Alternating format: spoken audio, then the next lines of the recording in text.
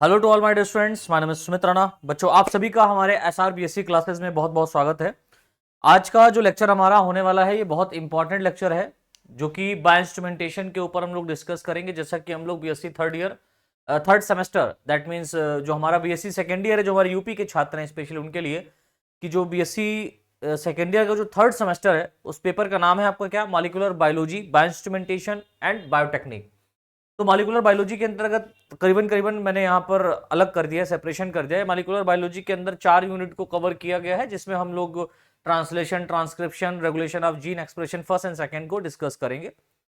Bio instrumentation के अंतर्गत यहाँ पर आप माइक्रोस्कोपी के बारे में पढ़ेंगे। माइक्रोस्कोप के बारे में पूरा डिटेल में पढ़ना है, ठीक है। उसके प्रिंसिपल्स क्या है, टाइप क्या है, ये डिफरेंट टाइप की वीडियोस में आपको मिल जाएगा, नहीं तो बहुत ज्यादा डिटेल में इसको नहीं जानना है, सिर्फ समझना है। इस पर एक मैं शॉर्ट वीडियो बना करके अपलोड कर दूंगा। जो इंपॉर्टेंट है उस पर हम लोग डिस्कस करने वाला है बायो इंस्ट्रूमेंटेशन, क्योंकि एग्जाम आप लोगों के पास में है, तो एग्जाम को देखते हुए ये सारी कोशिश की जा रही है कि आपको ज्यादा से ज्यादा मटेरियल हम प्रोवाइड करा पाए। तो बायो इंस्ट्रूमेंटेशन में एक और यूनिट रखी गई है जिसका नाम है सेंट्रीफ्यूगेशन एंड क्रोमेटोग्राफी, और इसी के अंतर्गत, बायो इंस्ट्रूमेंटेशन के अंतर्गत ही एक यूनिट आपकी है नेक्स्ट, सेवेंथ यूनिट है, जिसका नाम है स्पेक्ट्रोफोटोमेट्री एंड बायोकेमिकल टेक्निक, ठीक है।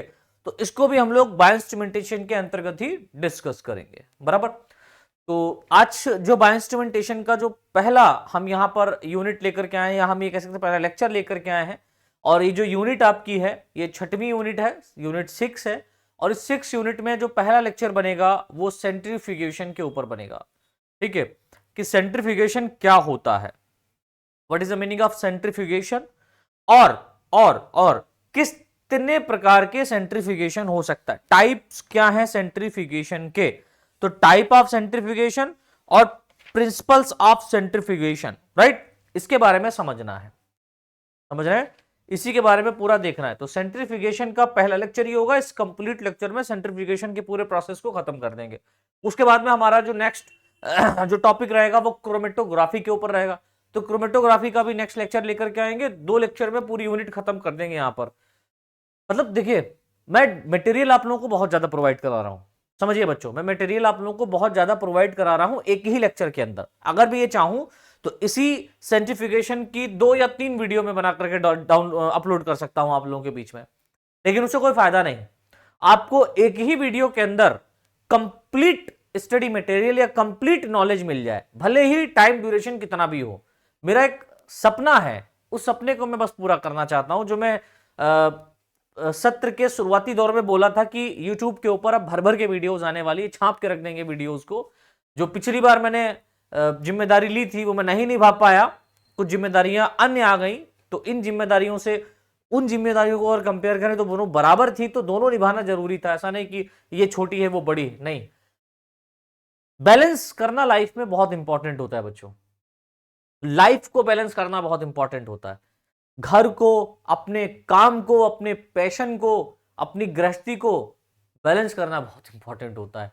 और कभी कभी हम लोग जो होते हैं ना, इन सब चीजों को बैलेंस करते करते करते करते एकदम जो है ना निगेटिव पॉइंट ऑफ व्यू में चले जाते हैं, निगेटिव वे में चले जाते हैं, बहुत ज्यादा कुछ बल्क लोड में सोचने लगते हैं, जिस कारण जो हमारा काम हो रहा होता है वो भी हम नहीं कर पाते हैं। तो अभी मैं फुल्ली टाइप से मोटिवेटेड हूं, और अधिक मोटिवेट करने के लिए आप लोगों का सपोर्ट चाहिए मेरे प्यारे बच्चों।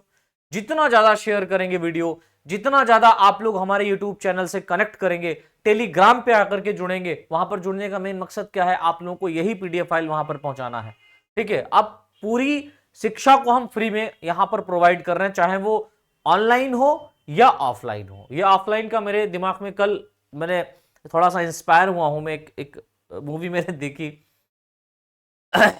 आनंद सर से आपके, ठीक है, आनंद कुमार जो हैं, सुपर 30 करके आप लोगों ने सुना होगा। मैंने बहुत सारे लोगों को देखा, उनकी बायोग्राफी मैंने देखी है, मैंने देखा उनको किस तरीके से उन्होंने स्ट्रगल किया। हालांकि कुछ चीज़ों में मसाले डाले जाते हैं, अच्छी बात है, लेकिन कहीं कहीं पर मुझे ये लगा कि हकीकत में ये रियलिस्टिक पॉइंट ऑफ व्यू है, क्योंकि ऐसा होता है और ऐसा मेरे साथ भी कहीं ना कहीं पर पार्शली फॉर्म में हुआ है। तो जब मैंने ये चीज समझी कि देखिए, मैं वहां पर उनसे इंस्पायर होकर के एक बहुत बड़ा साम्राज्य नहीं खड़ा करना चाहता, लेकिन मैं जो एक पैसा होता ना बल्क में, कि पैसा है, उस पैसे से सब कुछ खरीदा जा सकता है, लेकिन शिक्षा को नहीं, इसको खत्म करना है। आज हकीकत में देखा जाए, बहुत बहुत इंपॉर्टेंट बात है, हकीकत में देखा जाए तो मैं भी थोड़ा कहीं ना कहीं उधर मूव कर गया था, क्योंकि हर एक इंसान की नीड होती है हर एक काम को करने के लिए, उसमें 100% लगता है। बहुत सारे मोटिवेटर हमने देखे, बहुत सारे मोटिवेटर, मैं बहुत ज्यादा इंस्पायर हुआ हूं आपके संदीप महेश्वरी सर से भी, ठीक है। आजकल मार्केट में एक और मोटिवेटर आए हैं, बहुत ज्यादा आप लोग देखते होंगे, ठीक है। तो इन सबको जब देखते हैं तो उसमें इन लोगों ने बहुत सारी चीजें बताई हैं, अच्छा वो ठीक भी हैं, लेकिन हकीकत में अगर देखा जाए, जो पर्सनली एनालाइज किया है मैंने, पर्सनली जो है ना समझा है, तो यही समझा है कि हर एक चीज को करने के लिए पैसे की बहुत रिक्वायरमेंट होती है।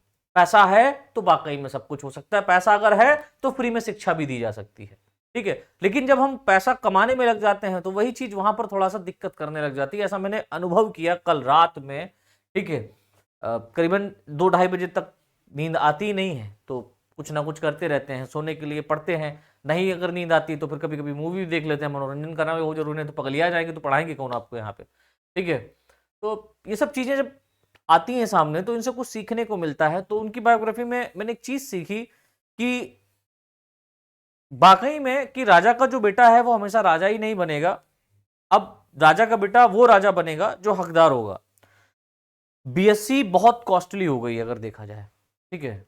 अगर गवर्नमेंट सेक्टर में अगर आप जा रहे हैं, वहां पर आपने एंट्रेंस एग्जाम क्वालिफाइड कर दिया, बीएचयू हो गया, या जितने भी डिग्री कॉलेज यहाँ पर बीएससी से रिलेटेड हैं, आप वहां पर जाकर के पढ़ते हैं, तो आपकी फीस मिनिमम 4500 के आसपास होगी, ठीक है, 4500 के आसपास।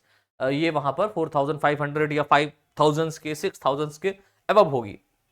लेकिन असली खेल यहीं से शुरू होता है कि गवर्नमेंट कॉलेज में जब आप पढ़ने जाते हैं, इवन आप प्राइवेट कॉलेजेस की मैं बात कर देता हूं, हमारे यहाँ, मैं शाहजहांपुर सिटी से बिलोंग कर रहा हूं, मुझे कहने में बिल्कुल कोई बाधा नहीं, कोई शर्म नहीं, कोई दिक्कत नहीं इस बात को लेकर के कि यहां पर भी अगर देखा जाए तो बहुत बहुत ज्यादा कॉलेजेस में पढ़ाई होती है। मैं ऐसा नहीं कह रहा कि कॉलेजेस में पढ़ाई नहीं होती है, लेकिन हकीकत यही है कि बच्चों को प्रैक्टिकल के नाम पे इतना डराया जाता है कि जो वाकई में मध्यम परिवार का या गरीब परिवार का, देखिए जो हमारे अपर क्लास के बच्चे हैं, इवन अपर क्लास कहने का मतलब ये नहीं कि उच्च कोटि के बच्चे, नहीं, मैं यहां पर कास्टिज्म नहीं फैला रहा हूं, मैं यहां पर बात कर रहा हूं अमीरी और गरीबी को लेकर के। अमीर बच्चे जो हैं, चाहे वो एससी एसटी ओबीसी के हो या जनरल के हो, ठीक है, लेकिन कुछ ऐसे भी हैं जो जनरल के बहुत सारे गरीब बच्चे हैं, बहुत सारे एससी के गरीब बच्चे हैं, एसटी के गरीब बच्चे हैं, ओबीसी के गरीब बच्चे हैं।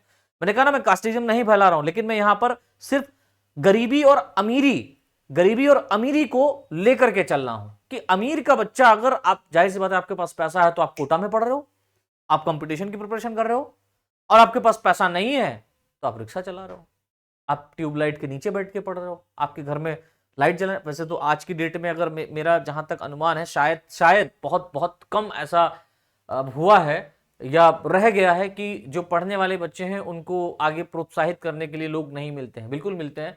तो आपके शाहजहांपुर सिटी में, इवन आप किसी भी क्षेत्र से हैं, शाहजहांपुर के आसपास कहीं से भी, अगर आप पढ़ने के इच्छुक हैं मेरे बच्चों, ठीक है, और आप बीएससी करना चाहते हैं, आपने जैसे तैसे आपने ले लिया एडमिशन बीएससी में, ठीक है, बट अब बात आ रही कि कोचिंग कैसे करें, क्योंकि कोचिंग में जब आप जाएंगे तो वहां पर करीबन 1500 रुपया पर सेमेस्टर या 2000 रुपया पर सेमेस्टर, 2500 रुपए पर सेमेस्टर मैथमेटिक्स का लिया जा रहा है। तो मैं अपनी गारंटी ले सकता हूं, मेरे जैसे और भी कोई होंगे तो शायद वो केमिस्ट्री या फिजिक्स या मैथ पढ़ा दें, लेकिन जूलॉजी और बॉटनी की यहां पर एक भी फीस नहीं लूंगा मैं। ये वाकई में बहुत बड़ा कमेंट है अपने में, मुझे भी अंदर से बड़ा बड़ा टाइम लग गया इसको लेने के लिए। मैं आकर के इसको ऑफिशियली बोलने वाला था, किसी क्लास में नहीं कहने वाला था, लेकिन अब इतनी बड़ी जो अपॉर्चुनिटी है, या इतना बड़ा हम ये कह सकते हैं कि एक जो डिसीजन है कि पैसा सबको जरूरी है, हमको भी जरूरी है, लेकिन एक एनालिसिस किया मैंने कि यार इतना तो मैं कमा ही लेता हूं कि अपनी बिटिया को, अपने परिवार को एक अच्छा खाना पीना मैं दे सकता हूं। वो अलग बात है कि मैं घुमा नहीं पाऊंगा, बड़े बड़े होटलों में नहीं ले जा पाऊंगा, मुझे वहां जाना भी नहीं है, ठीक है, मुझे उतना घूमने का शौक भी नहीं, बस मैं कुछ जगहों पर जाना चाहता हूँ, वो भोलेनाथ और ईश्वर जब चाहेंगे तब देखा जाएगा। लेकिन हकीकत में यह है कि ऑफलाइन और ऑनलाइन, चाहे अब ऑफलाइन की बात हो चाहे ऑनलाइन की बात हो, जो हमारे मध्यम और गरीब परिवार के बच्चे हैं, जो वाकई में पढ़ना चाहते हैं, जो पढ़ना चाहते हैं। अब ऐसा नहीं, पढ़ना तो हर कोई चाहता, अमीर का बच्चा भी पढ़ना चाहता है, लेकिन इसमें थोड़ी मैं पार्शियलिटी करूंगा। अमीर का बच्चा अमीर, गरीब का बच्चा गरीब। गरीब जो बच्चा होगा उससे एक भी फीस नहीं पड़ेगी, चाहे वो ऑफलाइन हो चाहे वो ऑनलाइन हो। ठीक है, ऑनलाइन क्लासेस में मैं सिर्फ और सिर्फ वहां पर इंटरनेट हैंडलिंग चार्जेस और जो खर्चा आता है नेट का उतना लूंगा, और वो भी उतना जो ऑफलाइन क्लासेस में आप 2000 3000 4000 दे के आते हो उतना नहीं, बहुत मिनिमम। इवन इवन आप ये समझिए 10%, उसका 10% जो भी आप फीस देकर के आते हैं उसकी 10% फीस में सिर्फ आपसे यहां पर लूंगा ऑनलाइन क्लासेस में। और ऑफलाइन में बिल्कुल निःशुल्क। अगर आप शाहजहांपुर क्षेत्र के आप पढ़ना चाहते हैं और आपके पास में पैसा नहीं है, ठीक है, आप पैसा नहीं प्रोवाइड कर पा रहे हैं कि मुझे कोई अच्छी कोचिंग मिल जाए या मैं किसी ऐसे टीचर के पास जाकर के पढ़ लूं जो मेरा प्रैक्टिकल में नंबर बढ़ा दे, तो प्रैक्टिकल की तो कतई चिंता मत करो। आप प्रैक्टिकल कॉलेज में अगर आप हैं, कॉलेज में प्रैक्टिकल होता है तो मन से करो। बाकी थ्योरी के पोर्शन में और कॉन्सेप्ट क्लियर के पोर्शन में आप सुमित राणा के पास आइए, क्योंकि आप यहां पर बहुत सारे बच्चों ने हमें प्यार दिया है, बहुत सारे बच्चे जुड़े हुए हैं। तो अब यहां पर जो बच्चे जुड़े हैं ना, मुझे 100% इस चीज का शायद बिलीव है कि जिन बच्चों के कमेंट्स आते हैं या जो बच्चे मुझे कॉल करते हैं, तो वो हकीकत में पुअर फैमिली से बिलोंग करते हैं। ठीक है, उनके पास में उतना पैसा नहीं होता है कि वो सब्सक्रिप्शन लेकर के पढ़ पाए, या वो डिटेल में कहीं जाकर के बड़ी कोचिंग को ज्वाइन कर पाए जहां पर 3000 4000 बीएससी की मैं बात कर रहा हूं, या अन्य कोई कोचिंग इंस्टीट्यूट में जाकर के वो बहुत ज्यादा फीस को अफोर्डेबल कर पाए। तो यहां पर ऐसा किया गया है, आपके एसआरबीएससी क्लासेस में आपके भाई ने एक सोच को आगे बढ़ाते हुए, आनंद सर की सोच को, मैं उनसे इंस्पायर्ड हुआ हूं, उनकी बायोग्राफी से। हकीकत है मैंने कल देखा और मुझे कहीं कहीं पर थोड़ा मैं इमोशनल भी हो गया। मैं ये सिंपैथी या फेमिसिटी पाने के लिए नहीं कर रहा हूं, ये मैं दिल से करना चाहता हूं, खत्म बात। अब इसे बहुत सारे लोग कमेंट्स करेंगे, कुछ भी नहीं है। हकीकत यही है कि कुछ नहीं चाहिए, सिर्फ उन बच्चों को मैं पढ़ाना चाहता हूं जो वाकई में पढ़ना चाहते हैं और इसके हकदार हैं, और सिर्फ पैसे की वजह से वो आगे नहीं बढ़ पा रहे हैं। तो कहना पड़ेगा अब यहां पर आप लोगों के बीच में कि अब पैसा नहीं बनेगा शिक्षा में बाधा। पैसा शिक्षा में बाधा नहीं बनेगी। अगर आपको पढ़ना है तो मेरा नंबर नोट करिए, 9956503411 9956503411। आप इस नंबर पे मैसेज कर दीजिए या कॉल कर लीजिए मुझे, अगर आप शाहजहांपुर से हैं, ठीक है, और आप कोचिंग करना चाहते हैं लेकिन आपके पास में पैसा नहीं। और एक बात मैं बता दूं, वही बच्चे हमारे पास आएंगे जो वाकई में पढ़ना चाहते हैं और जो कुछ करना चाहते हैं, उन्हीं के ऊपर मैं मेहनत करूंगा, अदरवाइज मैं पढ़ाऊंगा नहीं। सीधी बात है, मैं उस ऑफलाइन फ्री क्लासेस में बिल्कुल भी आपको एंट्री नहीं दूंगा। जो बच्चा पढ़ना चाहता है, हकीकत में वो मध्यम परिवार से बिलोंग करता है, मैं बात करूंगा पर्सनली, मैं जाऊंगा उनके घर पे जाकर के देखूंगे हालात, तब जाकर के मैं उसके ऊपर मेहनत करूंगा। और जब मैं मेहनत करूंगा, और ये लिमिटेड बैच रहेगा, बिल्कुल लिमिटेड रहेगा, 30 से या 40 बच्चों का ये बैच रहेगा। इसमें कितने भी बच्चे हो जाए, ठीक है, 10 बच्चे भी मिलते हैं, 20 बच्चे भी मिलते हैं, ऐसा नहीं कि 30 बच्चे नहीं मिलेंगे तो नहीं पढ़ाएंगे। ठीक है, वहां से उतना भी हम इंस्पायर्ड नहीं हुए, लेकिन ये है कि जो बच्चा पढ़ना चाहता है, गरीब है, उसके पास में पैसे नहीं है, उसने जैसे तैसे एडमिशन ले लिया, वो अपना बेचारा कहीं काम कर रहा है, ठीक है, काम करके मेहनत मजदूरी करके वो कह रहा है कि मुझे पढ़ना है, और हकीकत में अगर आप पढ़ लिख जाएंगे तो वाकई में कहीं ना कहीं सक्सेस जरूर हो जाएंगे। तो पढ़ाई बहुत इंपॉर्टेंट है, राइट।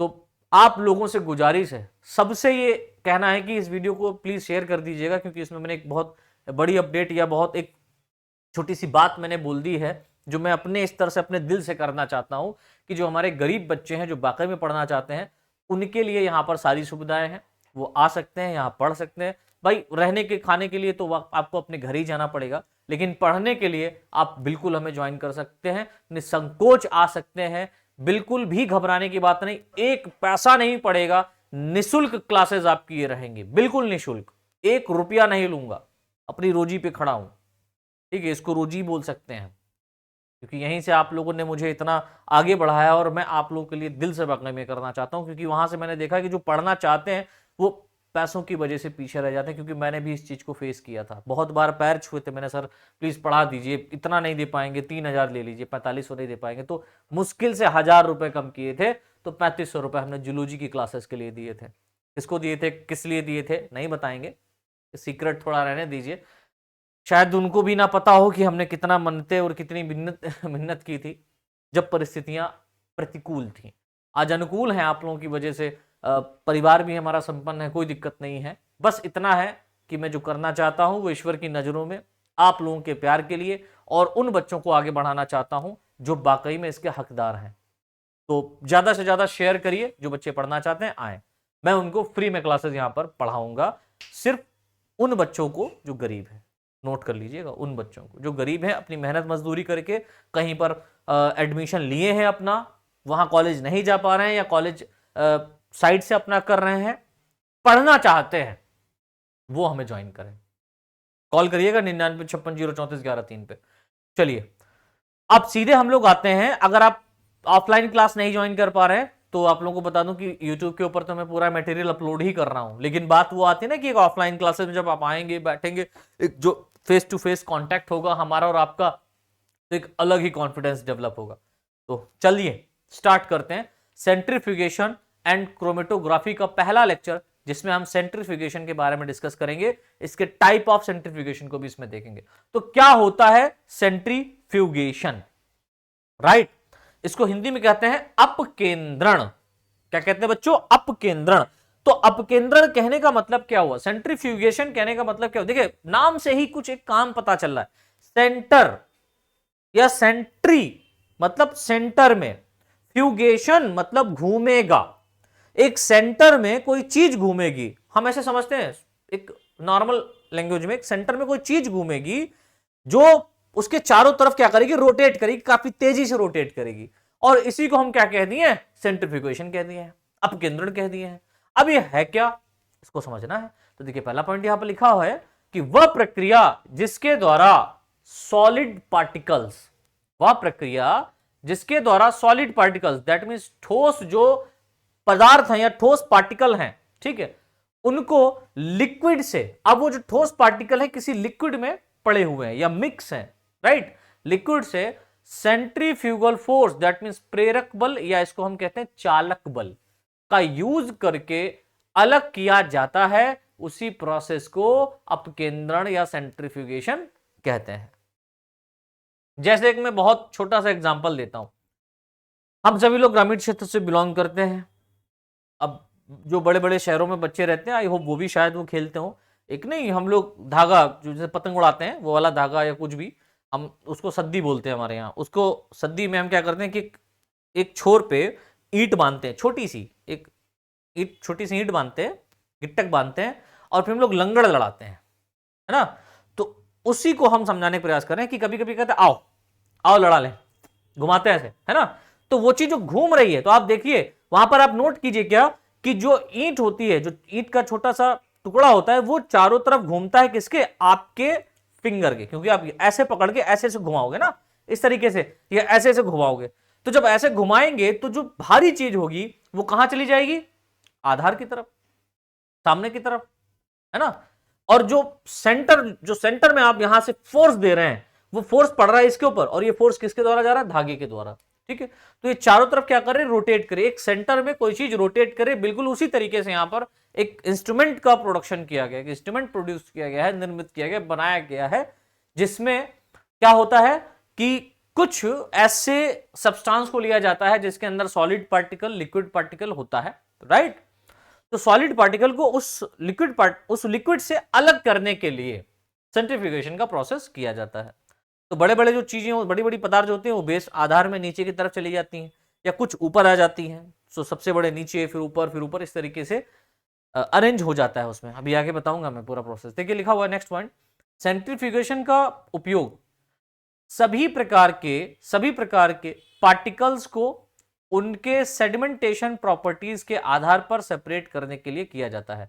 अब ऐसा भी नहीं है कि जितने भी पार्टिकल है उनको अलग कर सकते हैं, हर एक पार्टिकल को अलग किया जा सकता है, हर एक पार्टिकल को उस फ्लूइड से उसके सेडिमेंटेशन प्रॉपर्टीज, ठीक है, उसकी सेडिमेंटेशन, उसकी अपकेंद्रण जो बल है या अपकेंद्रण जो यहां पर विशेषताएं हैं, उसके आधार पर इसको अलग करते हैं, ठीक है, या अलग करने के लिए किया जाता है। जो पार्टिकल के साइज, राइट, उसका साइज क्या है, आकार क्या है, उसकी डेंसिटी क्या है, दैट मींस घनत्व क्या है, उसका आकृति क्या है, ठीक है, उसकी आकृति क्या है, साइज, डेंसिटी एंड शेप पर डिपेंड करता है, ठीक है, उसका साइज क्या है, उसकी डेंसिटी क्या है, उसका शेप क्या है, उसके आधार पर डिपेंड करता है कि सेंट्रीफ्यूगेशन कैसा होगा। हालांकि एक बात यहां पर लिखी हुई है, हालांकि डेंसिटी एंड शेप दोनों ही उस सॉल्यूशन की स्ट्रक्चर के आधार पर इंपॉर्टेंट फॉर्म में डिफरेंट होते हैं। डेंसिटी और शेप की अगर हम लोग बात करें तो दोनों ही सॉल्यूशन की स्ट्रक्चर के आधार पर इंपॉर्टेंट फॉर्म में डिफरेंट होते हैं। ठीक है, डिफरेंट डिफरेंट टाइप में पाया जाएगा जो भी सॉल्यूशन का जो भी स्ट्रक्चर होगा उसके आधार पर, जिसमें पार्टिकल सस्पेंडेड यानी कि निलंबित होते हैं, जिसमें पार्टिकल क्या होंगे, सस्पेंड हो जाएंगे, इनको हटा दिया जाएगा, निलंबित कर दिया जाएगा। Right, next point, centrifugation minute particle पर ग्रेविटी के इफेक्ट को इंक्रीज करता है। जो सेंट्रीफ्यूगेशन होता है प्रोसेस, ये जो छोटे छोटे पार्टिकल्स होते हैं, ठीक है, इनको ग्रेविटी के इफेक्ट को या इनकी ग्रेविटी के इफेक्ट पर इंक्रीज करता है। ठीक है, जिसके परिणाम स्वरूप यह पार्टिकल्स सॉल्यूशन में नीचे की ओर बैठ जाते हैं और अलग हो जाते हैं। ठीक है, जिसके परिणाम स्वरूप क्या होगा कि जो जितने भी सॉलिड पार्टिकल होंगे ये सॉल्यूशन में कहां बैठ जाएंगे, नीचे की तरफ बैठ जाएंगे। सॉल्यूशन में नीचे की तरफ क्या होते हैं, बैठ जाते हैं और सॉल्यूशन से अलग हो जाते हैं। यहां तक समझ में आया बच्चों? चलिए आगे नेक्स्ट पॉइंट लिखा हुआ है कि एक लिक्विड सब्सटेंस में बहुत सारे पार्टिकल्स दिए गए समय में ग्रेविटी के कारण कंटेनर में नीचे की ओर अरेंज हो जाते हैं। अब देखिए, जो लिक्विड सब्सटेंस है उसमें बहुत सारे ऐसे भी पार्टिकल होंगे जो बिना किसी सेंट्रीफ्यूगेशन फोर्स के, ठीक है, सेंट्रीफ्यूगल फोर्स के या उसको सेंट्रीफ्यूगेशन प्रोसेस के, वो ग्रेविटी के ही कारण सॉल्यूशन में नीचे की तरफ बैठ जाते हैं। जैसे नमक को अगर आप डालें पानी में, ढेर सा, उसको घोले नहीं, मिलाए नहीं, तो नमक जो होता है वो धीरे धीरे धीरे धीरे धीरे धीरे धीरे धीरे पानी के आधार पर या नीचे ग्लास में बैठ जाता है, तली में बैठ जाता है ना।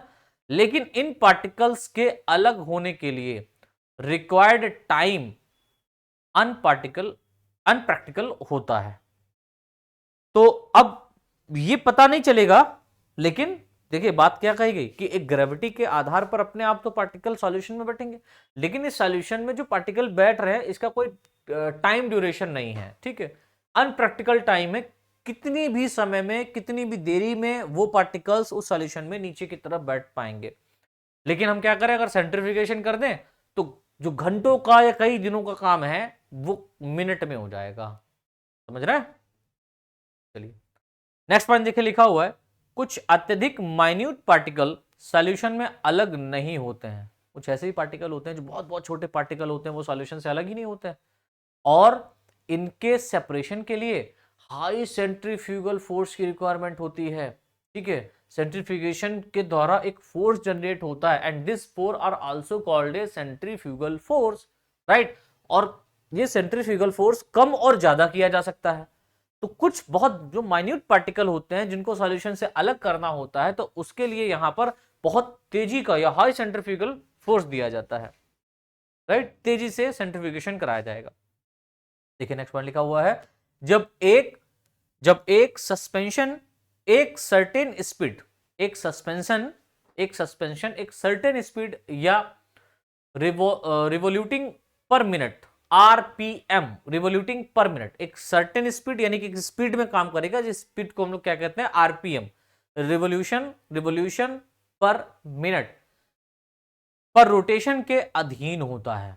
ठीक है, इसके क्या होगा, ये अधीन होगा, तो क्या होगा, सेंट्रीफ्यूगल फोर्स को रिलेटिव सेंट्रीफ्यूगल फोर्स आरसीएफ कहा जाता है। फॉर एग्जांपल जैसे 500 into G and G is equal to gravitational acceleration, यानी कि जी क्या है, ग्रेविटी एसिलरेशन है। तो हम कह सकते हैं क्या कि 500 गुना जो ग्रेविटेशनल एसिलरेशन है अगर बढ़ाया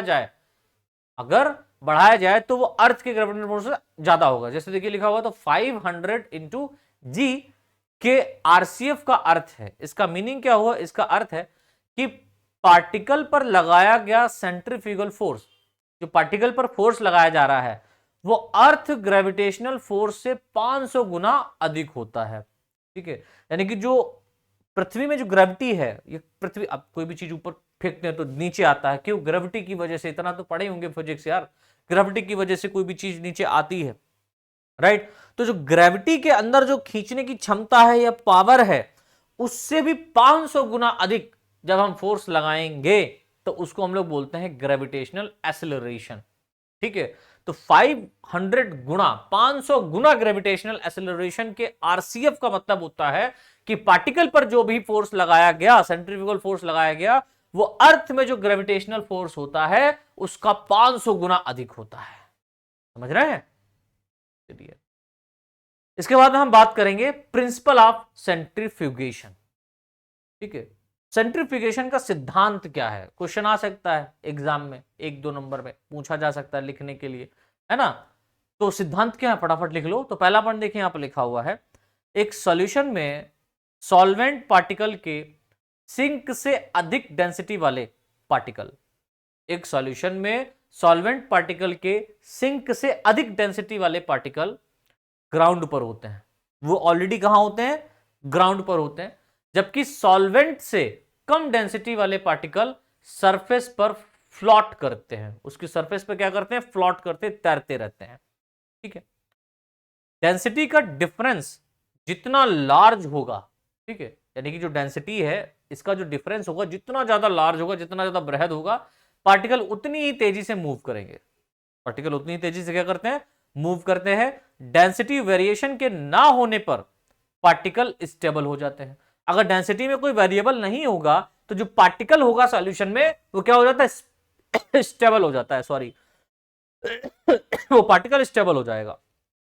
नेक्स्ट पॉइंट देखिए, लिखा हुआ है, एक सॉल्यूशन में पार्टिकल को अलग करने के लिए डेंसिटी में माइनर डिफरेंस का उपयोग करने के लिए, डेंसिटी में माइनर डिफरेंस का उपयोग करने के लिए, यूज करने के लिए ग्रेविटी के या ग्रेविटी को एक सेंट्रीफ्यूज द्वारा प्रदान किए गए पावरफुल सेंट्रीफ्यूगल फोर्स से चेंज किया जा सकता है। अर्थात हम यहां पर देख रहे हैं कि कोई भी सॉल्यूशन है, उसके अंदर जो पार्टिकल है उसको अलग करने के लिए जो उसकी डेंसिटी है, उसमें जो बहुत छोटा सा, बहुत कम जो डिफरेंस है, उसका उपयोग करके हम क्या करते हैं कि जो ग्रेविटी को हम क्या करते हैं, ग्रेविटी को हम सेंट्रीफ्यूगल फोर्स के द्वारा क्या करते हैं, एक पावरफुल सेंट्रीफ्यूज के द्वारा क्या करते हैं, एक मशीन है आपके अंदर के द्वारा क्या करते हैं, सेंट्रीफ्यूगल फोर्स को हम क्या करते हैं, प्रोवाइड करते हैं, जिससे जो उसके अंदर पार्टिकल में जो चेंजेस होगा, ठीक है, वो इस फोर्स के द्वारा आ जाएगा। ठीक है, चेंज किया जा सकता है। नेक्स्ट पॉइंट, सेंट्रीफ्यूज एक पीस ऑफ एपरेटस है। सेंट्रीफ्यूज क्या है? एक छोटा सा पीस है, ठीक है, एपरेटस का, जो एक फिक्स्ड एक्सिस के चारों ओर रोटेट करता है। कोई मशीन है, सेंट्रीफ्यूज है, और इसमें एक ट्यूब डाली गई है, ट्यूब के अंदर सॉल्यूशन है, और इस ट्यूब को चारों तरफ क्या किया जाता है, इस मशीन के द्वारा रोटेट किया जाता है। तो ट्यूब बहुत तेजी से घूमेगा। नेट पे डाल के देखिएगा, यूट्यूब पे आ जाएगा, राइट, पता चल जाएगा। अभी मैं आगे बताऊंगा तो समझ में आएगा। नेक्स्ट वन देखिए, लिखा हुआ है, सेंट्रीफ्यूज सेडिमेंटेशन प्रिंसिपल्स के अकॉर्डिंग, यानी कि जो सेडिमेंटेशन प्रिंसिपल है उसके अकॉर्डिंग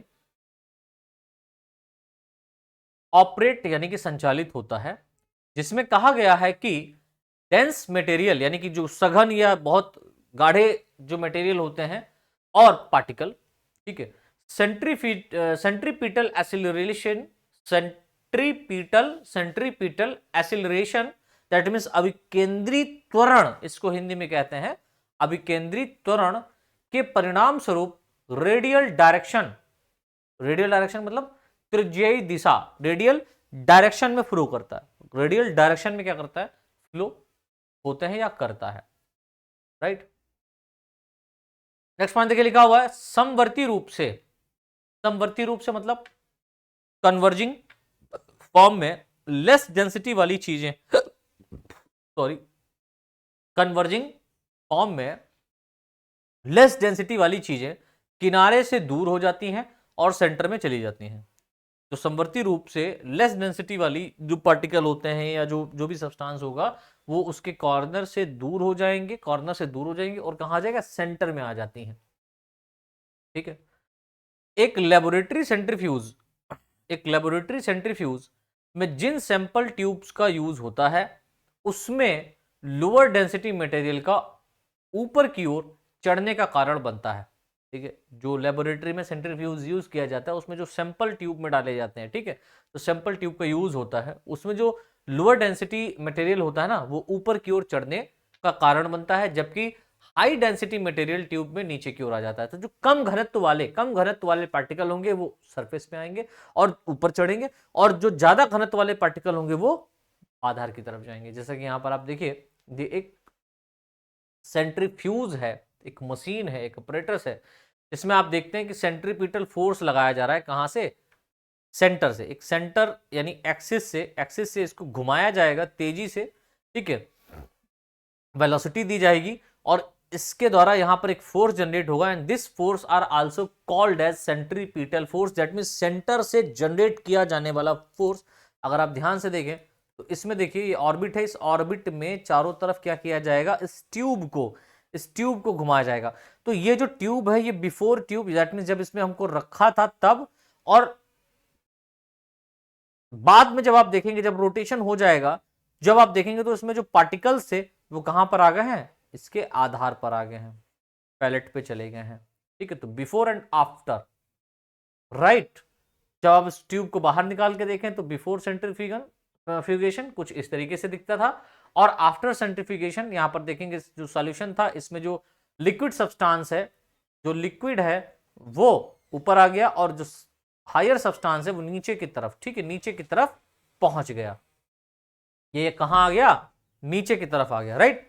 तो इस तरीके से यहां पर ये सेंट्रीफ्यूज जो मशीन है ये काम करती है।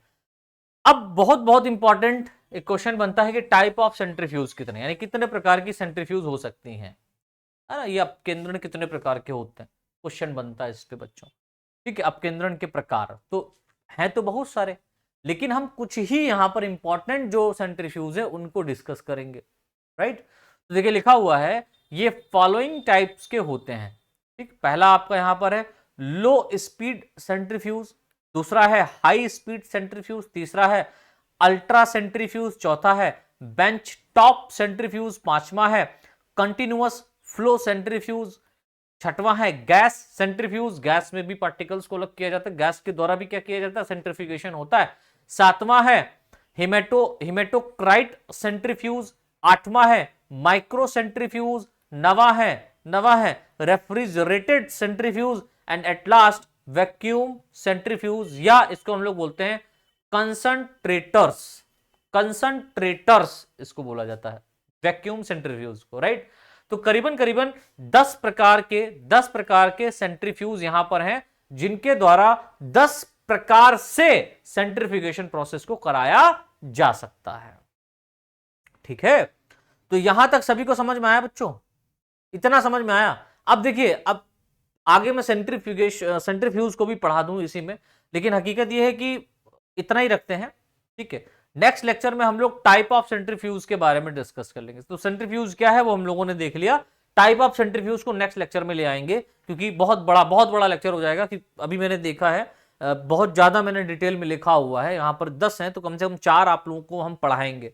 तो 4 जो सेंट्रीफ्यूज हैं जो इंपॉर्टेंट है एग्जाम में आप लिख सकते हैं, उसको हम लोग नेक्स्ट लेक्चर में डिस्कस करेंगे, राइट। तो आज के लिए बच्चों इतना ही, और बने रहिए हमारे SRBSC क्लासेस पर, इसी यूट्यूब चैनल पर। अगर अभी तक आप लोगों ने हमारा चैनल सब्सक्राइब नहीं किया है तो चैनल सब्सक्राइब करके बेल आइकन जरूर दबा लीजिए, जिससे मैं जो भी वीडियो लेक्चर यहां पर डालूंगा आप तक पहुंचेगा। और एक खास बात कि इस वीडियो का जो PDF लेक्चर है या कंप्लीट PDF लेक्चर जो यहां पर सेंट्रीफ्यूगेशन से है या सेंट्रीफ्यूगेशन प्रोसेस से है, उसको मैं आपके टेलीग्राम ग्रुप पे अपलोड कर रहा हूं। तो जितने भी बच्चे अभी तक टेलीग्राम ग्रुप में नहीं जुड़े हैं वो फटाफट जाकर के टेलीग्राम ग्रुप में जुड़ जाएं।